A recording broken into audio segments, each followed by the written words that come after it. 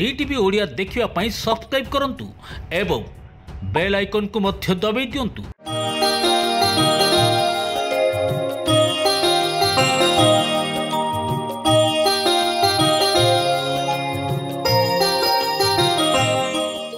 भद्रं कर्णेभिः शृणुयाम देवा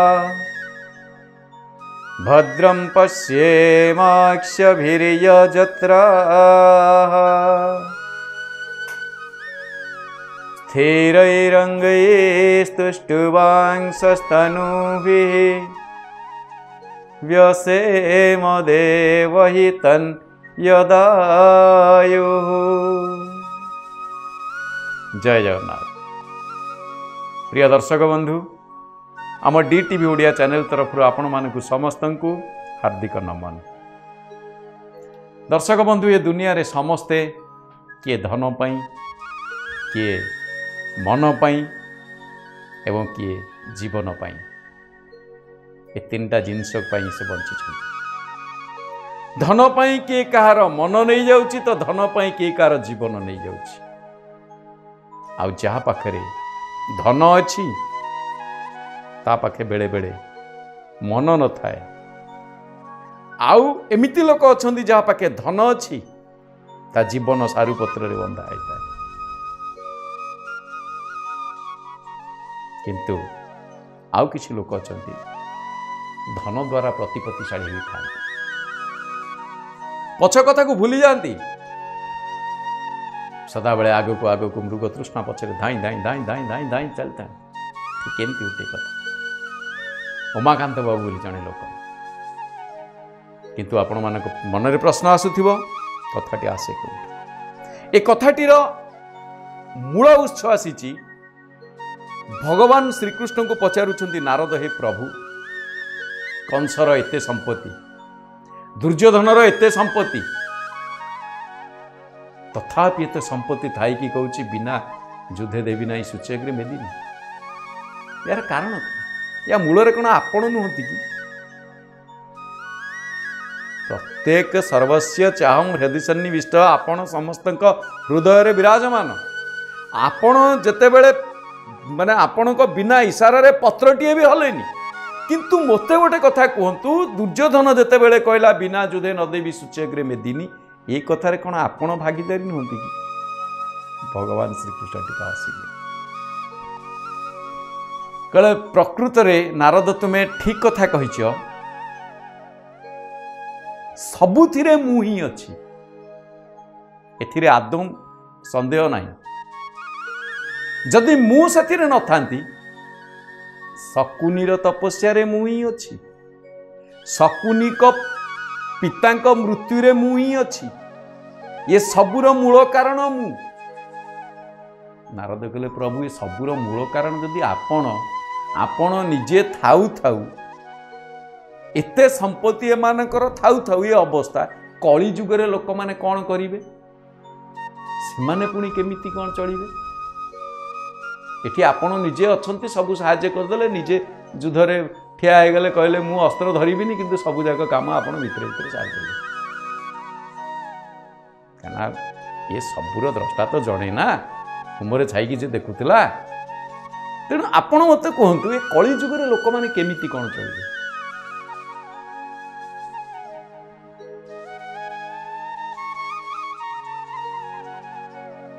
कली जुग कथा कहल ना, आस देखी।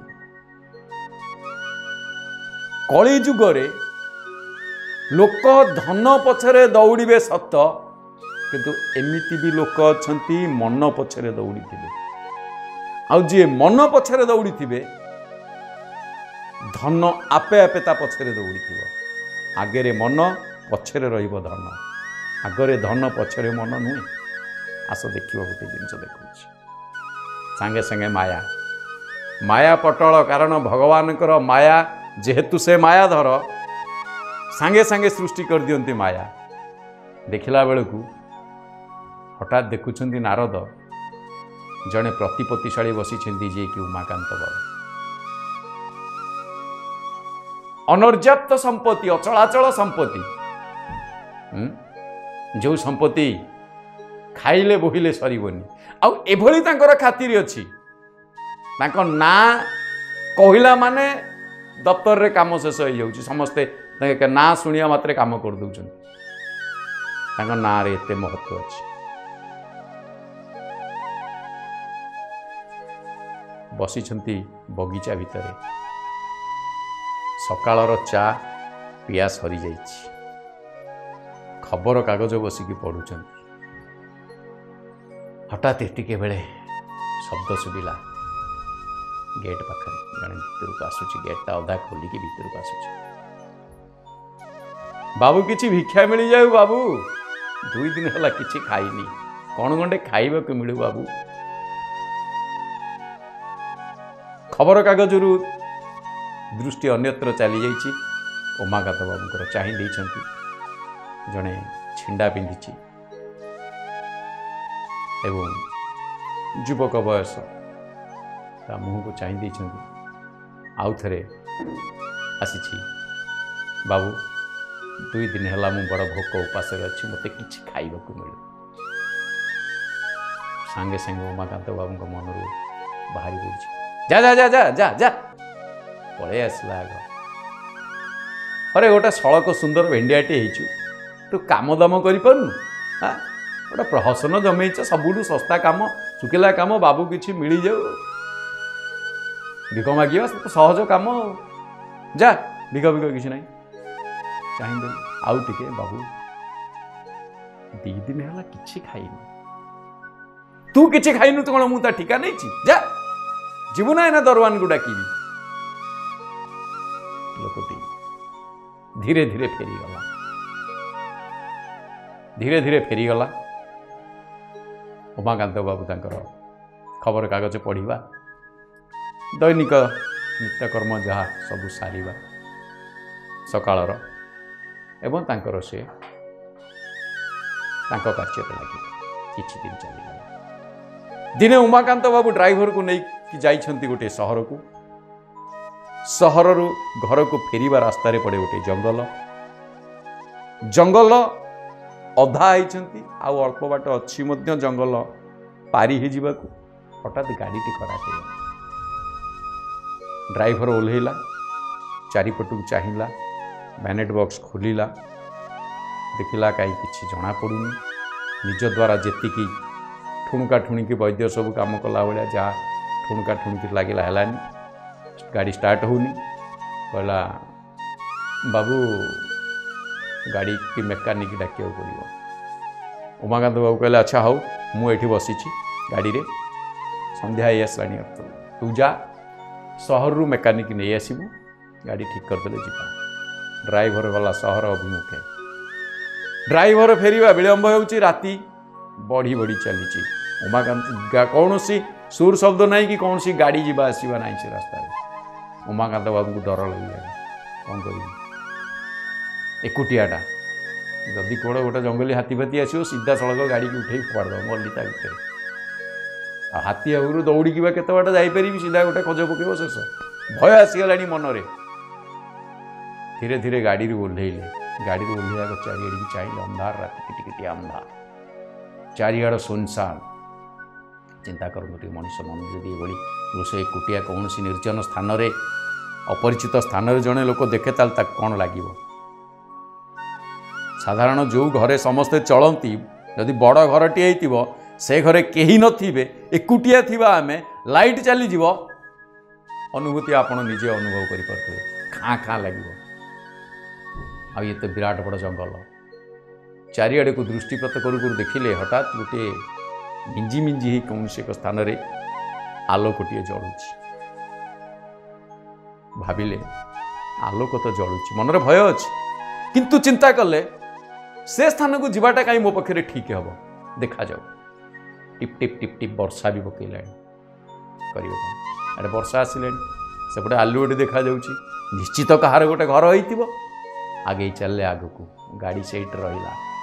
ଧୀରେ ଧୀରେ ଯାଇ ଦେଖନ୍ତି ଗୋଟିଏ ଛୋଟିଆ କୁଡ଼ିଆଟିଏ, ନୁଆଣିଆ ଘରଟିଏ। କହିଲେ, ଯାହା ହଉ ଘରଟେ ତ ମିଳିଗଲା, ବର୍ଷାରୁ ଓଦାରୁ ତ ରକ୍ଷା ପାଇଯିବି, ଗାଡ଼ି ଭିତରେ ବସିବାକୁ ତ ଭୟ ଲାଗୁଛି। ଯାଇ ଯେତେବେଳେ ଦ୍ୱାର ମୁହଁରେ ପହଞ୍ଚିଗଲେ ଭିତରୁ କିଛି ଶବ୍ଦ ଶୁଭୁଛି ଧୀର ସ୍ୱରରେ, ଅତି ଧୀର ସ୍ୱରରେ, ହରେ କୃଷ୍ଣ କୃଷ୍ଣ କୃଷ୍ଣ ହରେ ହରେ। ଧୀରେ ଧୀରେ ତାଙ୍କର ସେ ଗୁଣୁଗୁଣୁ ହେଇ ଜଣେ କେହି ଦାଢ଼ି ଫାଡ଼ି ରଖିଛନ୍ତି ଆଉ ଗାଇ ଚାଲିଛନ୍ତି। କି ସେଠି କହିଲେ, ବାବା ଆଜି ରାତିକଟି ଆପଣଙ୍କ କୁଡ଼ିଆରେ ଟିକେ କିଛି ସମୟ ପାଇଁ ମୋତେ ଆଶ୍ରୟ ମିଳିବ? ପୂର୍ବ ବୃତ୍ତାନ୍ତ ସବୁ ଆମ ଗାଡ଼ି ଖରାପ ହେଇଗଲା, ସେଠି ଡ୍ରାଇଭର ଯାଇଛି ଆଉ ସହରରୁ ମେକାନିକ୍ ଆଣିକି ଆସିଯିବ, ମୁଁ ଟିକେ ଆଶ୍ରୟ। ସାଙ୍ଗେ ସାଙ୍ଗେ ସେ ବୃଦ୍ଧ ବ୍ୟକ୍ତିଟି କହିଲେ, ଆସନ୍ତୁ। ଭିତରକୁ ଡାକି ନେଲେ, ମୁଣ୍ଡକୁ ନୁଆଇକି ଭିତରକୁ ପ୍ରବେଶ କଲେ। ଝାଟି ମାଟିର ଘର, ଚାଳ ଛପର ଘର, ଠାଏ ଠାଏ ବର୍ଷା ପାଣି ବି ଟପ୍ ଟପ୍ ହେଇ ପଡ଼ୁଛି ଘର ଭିତରେ। ଭିତରକୁ ପ୍ରବେଶ କଲେ। ଭିତରକୁ ପ୍ରବେଶ କଲା ପରେ ସେ ବ୍ୟକ୍ତି ଜଣକ ଭାବିଲେ ବୋଧେ ଆପଣ ଆଜି କିଛି ବହୁତ ସମୟ ହେଇଗଲାଣି, ଆପଣ କିଛି ଖାଇନଥିବେ। ତାଙ୍କ ପାଖରେ କିଛି ପାଣି ଥିଲା ଏବଂ କିଛି ପୁଡ଼ିଆ ବିସ୍କେଟ୍ ଥିଲା ତାଙ୍କ ପାଖରେ। କହିଲେ, ବାବା କିଛି ଭାବିବେନି ତ, ଆପଣ ଏଇ ବିସ୍କେଟ୍ ଟିକେ ପାଇପାରିବେ, ଟିକେ ଗ୍ରହଣ କରନ୍ତୁ, ଆଉ ଏଠି ପାଣି। ବିସ୍କୁଟ ପୁଡ଼ିଆଟି ଖାଇଲେ ଉମାକାନ୍ତ ବାବୁ, କାରଣ ଭୀଷଣ ଭୋକ ହେଉଥିଲା। ଭୋକ ବେଳେ ଆମ୍ବିଳା ଆମ୍ବ ଭାରି ସ୍ୱାଦ ଲାଗିବ, କାରଣ ଭୋକ ଗୋଟେ ଏମିତି, ସେ ଆଉ ସ୍ଥାନ କାଳ ପାତ୍ର ଜାଣିପାରିବନି। ତେଣୁ ବିସ୍କେଟ୍ ତକ ଖାଇସାରିଲା ପରେ ପାଣି ମୁନ୍ଦେ ପିଇଲେ। ମାଠିଆ ଭିତରେ ରହିଥିବା ପାଣି ଅତି ସ୍ୱଚ୍ଛ, ମାନେ ଯେଉଁ ପାଣି ଆମ ଆକ୍ୱାଗାର୍ଡ ପାଣି ଠାରୁ ହିଁ ଆହୁରି ଉନ୍ନତ ମାନର ମାଠିଆର ପାଣି। ଥଣ୍ଡା ବି ଅଛି, ସ୍ୱାଦ ବି ଲାଗୁଛି। ବଣ ଜଙ୍ଗଲ ଝରଣାର ପାଣି, ବହୁତ ସ୍ୱାଦ, ଅମୃତ ଭଳି ଲାଗିଲା। ଯୁବକଟି ସେଠି ଉମାକାନ୍ତ ବାବୁଙ୍କୁ ସେ ଭିତରେ ଛାଡ଼ିଦେଲେ। କହିଲେ, ଆପଣ ଏଇଠି ବିଶ୍ରାମ କରିଯାଆନ୍ତୁ। ଉମାକାନ୍ତ ବାବୁ ସେ ଭିତରେ ବିଶ୍ରାମ କରିବା ଛଳରେ ସେ ଶୋଇଗଲେ ସେଇ ଛିଣ୍ଡା କନ୍ଥାରେ। ଏପଟେ ଏ ବୃଦ୍ଧ ଜଣକ ଆସି ପହଞ୍ଚିଗଲେ କେଉଁଠି ନା ନିଜେ ବାରଣ୍ଡାରେ ଶୋଇଗଲେ। ତାଙ୍କୁ ସେ ଘର ଭିତରେ ଛାଡ଼ିଦେଲେ, ବାରଣ୍ଡାରେ ନିଜେ ଶୋଇଲେ। ସକାଳୁ କେତେବେଳେ ରାତି ପାଇଗଲାଣି, ଚଢ଼େଇ କିଚିରି ମିଚିରି ଶବ୍ଦ ଶୁଭିଲା। ସିନ୍ଦୁରା ଫାଟିଗଲାଣି। ଉମାକାନ୍ତ ବାବୁଙ୍କ ନିଦ ଭାଙ୍ଗିଗଲା। ଏପଟେ ଡ୍ରାଇଭର ମେକାନିକ୍ ଗାଡ଼ି କାମ କରିସାରିଲାଣି। ଯେତେବେଳେ ହଠାତ୍ ଉମାକାନ୍ତ ବାବୁ ବାହାରିଲେ ଗାଡ଼ି ପାଖକୁ ଯିବା ପାଇଁ, ଦେଖିଲେ ସେ ଭଦ୍ର ବ୍ୟକ୍ତି ଜଣକ ଯାହା ଘରେ ସେ ଆଶ୍ରୟ ନେଇଥିଲେ, ସେ ଦ୍ୱାର ମୁହଁରେ ସେମିତି ବସିଛନ୍ତି। ଅଥଚ ସେ ଉଠି ସାରିଛନ୍ତି, ଉଠିକି ସେଇ ବାରଣ୍ଡାରେ ବସିଛନ୍ତି। ଚାହିଁଦେଲେ ତାଙ୍କ ମୁହଁକୁ। ଚାହିଁ ସାରିଲା ପରେ ଆଉ କିଛି କହିପାରିଲେନି। ହଠାତ୍ ବାରମ୍ବାର ଦୃଷ୍ଟି ନିକ୍ଷେପ କଲେ। କ'ଣ କେଉଁଠି ଦେଖିଲା ଭଳି ଲାଗୁଛି। ଇଏ ସିଏ ଭଲ ଭାବରେ ଚାହିଁଲେ। ଯେତେବେଳେ ଭଲ ଭାବରେ ଖୁଣ୍ଟିକୁ ଚାହିଁଲେ, ଦାଢ଼ି ଗୁଡ଼ିକ ବଢ଼ିଯାଇଛି ଏବଂ କହିଲେ, ବାବା ମୁଁ ଏଥର ଆସୁଛି, ଆଉ ଆପଣ ବହୁତ ବହୁତ ଧନ୍ୟବାଦ। ଆପଣଙ୍କ ଋଣ ମୁଁ ଶୁଝିପାରିବିନି। ଆପଣ ନିଜେ ବାହାରେ ରହିକି ମୋତେ ଭିତରେ ଆଶ୍ରୟ ଦେଲେ। ଜଣେ କହିଲେ, ବାବୁ ଏ ଦୁନିଆରେ ଅଛି କ'ଣ? ଆସିଛି ଏକା, ଯିବି ମୁଁ ଏକା, ଏକା ହୋଇ। ଏ ଦୁନିଆରେ କିଏ ହାରୁଛି, କିଏ ଜିତୁଛି, यार हिसाब किताब केही करिबे। आपण मोर अतिथि, आपणकर किसी असुविधा है तो गरीब कुड़िया छिंडा मैला कंथारू दुर्गंध बाहरी थो से आपण विश्राम नहीं पारिले सेतिकी मो पाई बहुत बहुत धन्यवाद। मु ईश्वर पाखरे ए जीवन रे केबे कहार कौन पुण्य करिछि, कहार कौन क्षति करिछि, निजर कौन पुण्य करिछि ता तो जानिनी, किंतु कहार कौन क्षति करिछि कौ जन्म रे तथापि मु सेतिरे भगवान मते शांति रे रखिछ। दिओड़ी दी मुठा कौन मुठा मिलगला, जेतिकी मिलला केवल बंचिबा पाई ही मागुछि, किंतु एतिकी सुनी दवा परे आउ अधिक सुनिया पाई अपेक्षा न करी संगे संगे उमाकांत बाबू जेते बेले तांको कथाटू सुनिचंती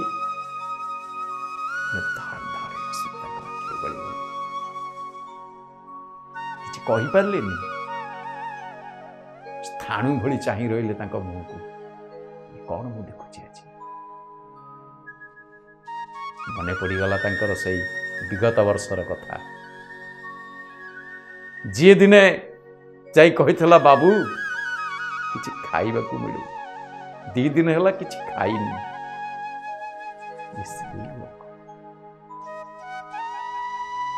ବିଗତ ବର୍ଷରେ ମୁଁ ୟାଙ୍କୁ ଦିନେ ଗେଟ୍ ପାଖରୁ ଘଉଡ଼େଇ ଦେଇଥିଲି, କିନ୍ତୁ ଆଜି ମୁଁ କିଏ ସେ ଜାଣିବା ପାଇଁ ଚେଷ୍ଟା କରିନଥିଲି। ଅଥଚ ନିଜେ ବାହାରେ ରହି ମୋତେ ଘର ଭିତରେ। ସେଇ ଦିନଠୁ ଧନର ମୋହ ତାଙ୍କର ଛାଡ଼ିଗଲା। ସାଙ୍ଗେ ସାଙ୍ଗେ ତାଙ୍କ ପାଦ ତଳେ ପଡ଼ି କହିଦେଲେ, ଦେଖିଲେ ପ୍ରାୟଶ୍ଚିତ ମୋର ଏକାନ୍ତ ଆବଶ୍ୟକ।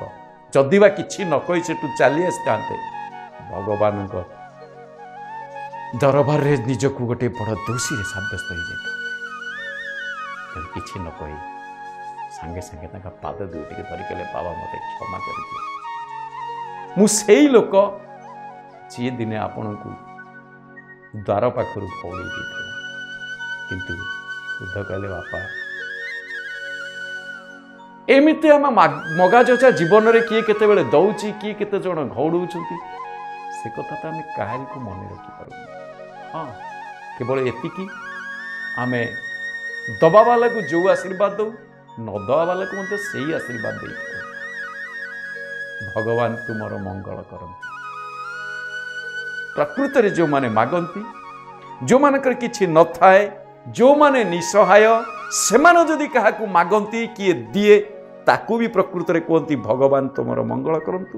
ଆଉ ଯିଏ ନ ଦିଏ ତାକୁ କେବେ ଅଭିଶାପ ଦିଅନ୍ତି, ତାକୁ ବି କୁହନ୍ତି ଭଗବାନ ତୁମର ମଙ୍ଗଳ କରନ୍ତୁ। ହୁଏତ ଲୋକଟା ପାଖରେ ନଥିବ, ଦେଇପାରୁନି, ତେଣୁ ଭଗବାନ ଯଦି ମଙ୍ଗଳ କରିବେ ନିଶ୍ଚୟ ସେ ଦିନେ ନା ଦିନେ ଆଉ କାହାକୁ ତ ଦେବ ନା। ତେଣୁ ଅମଙ୍ଗଳ କେବେ ଚିନ୍ତା କରାଯାଏନି। ସାଙ୍ଗେ ସାଙ୍ଗେ ସାଧୁ ଉମାକାନ୍ତ ବାବୁ କହିଲେ, ବାବା ଆପଣ କାହିଁକି ଏ ଭିତରେ ଅଛନ୍ତି, ଏ ଜଙ୍ଗଲ ଭିତରେ? ଆପଣ ମୋ ସାଙ୍ଗରେ ମୋ ଗାଡ଼ିରେ ବସନ୍ତୁ, ମୁଁ ଆପଣଙ୍କୁ ନେଇ ଯଥାଶକ୍ତି ସତ୍କାର କରି ଆପଣ ମୋରି ମହଲ ରହିବେ। ଏଇ କୁଡ଼ିଆରେ ହିଁ ମୋର ଜୀବନ। କେତେ ଦିନ ବଞ୍ଚିବି? ସ୍ୱାଧୀନରେ ଅଛି, ହରିନାମ କୀର୍ତ୍ତନ କରୁଛି, ତାଙ୍କ କଥାକୁ ମନ ମଧ୍ୟରେ ଧାରଣା କରିପାରୁଛି। ଆପଣଙ୍କ ସେ ରାଜମହଲକୁ ପଳେଇଲା ପରେ ଚିକିମିକି ଆଲୁଅରେ ମୁଁ ଏସବୁ ଭୁଲିଯିବି। ଏ ସାଧାରଣ ଦୀପ ଆଲୁଅରେ ମୋତେ ପ୍ରଭୁଙ୍କ କଥା ଭଲ ଭାବରେ ମନେ ପଡ଼ିଯାଉଛି, କିନ୍ତୁ ତା ଭିତରେ ପଶିଲା ପରେ ମୋତେ ଲାଗିବ ସତେ ଯେମିତି ମୁଁ ଆଉ କେଉଁ ଦୁନିଆରେ ରହିଛି, ମୋ ପ୍ରଭୁଙ୍କ ଠାରୁ ମୁଁ ଦୂରେଇଯିବି। ଆପଣ ମୋତେ କ୍ଷମା କରିବେ। ଆପଣଙ୍କର ଉଦାରତା ପାଇଁ ଆପଣଙ୍କୁ ଅଶେଷ ଧନ୍ୟବାଦ। କୁହାଯାଏ ଉମାକାନ୍ତ ବାବୁ ସେଇଦିନ ତ ଫେରି ଆସିଲେ ଏବଂ ତାଙ୍କ ମନର ଅହଙ୍କାର, ଦମ୍ଭ ସବୁ ସେଇଠି ଚୂର୍ଣ୍ଣ ହୋଇଯାଇଥିଲା। ଦର୍ଶକ ବନ୍ଧୁ, ନାରଦ କଥା ଶୁଣି ସାରିଲା ପରେ କହୁଛନ୍ତି, ଧନ୍ୟ ପ୍ରଭୁ, ଧନ୍ୟ ତୁମ ଲୀଳା, ଧନ୍ୟ ତୁମ ଖେଳା। କାହାକୁ କରିଛ, କାହାକୁ ଦେଇଛ ସରପୁରୀ କ୍ଷୀରି, କାହାକୁ କର ଭିକାରୀ। ପ୍ରକୃତରେ ପ୍ରଭୁ ତୁମେ କାହାକୁ କ'ଣ କରୁଛ, ତୁମେ ହିଁ ଏକୁଟିଆ ଜାଣ ଏବଂ ତୁମେ ହିଁ ସେଇ ସିନ୍ଧୁ ତଟେ ଶ୍ରୀ ପୁରୁଷୋତ୍ତମ କ୍ଷେତ୍ରରାଜ। ସାଧୁଜନେ ଅଚିତ ହିଁ ଅନେକ ଆଶ୍ଚର୍ଯ୍ୟ କାହାଣୀ, ଅନେକ ଆଶ୍ଚର୍ଯ୍ୟ ଭରା କର୍ମ ଆପଣ କରୁଛନ୍ତି ପ୍ରଭୁ ସିନ୍ଧୁ ତଟରେ ବସି। ଆପଣଙ୍କୁ ଶତକୋଟି ନମନ, ଶତକୋଟି ନମନ, ଶତକୋଟି ନମନ।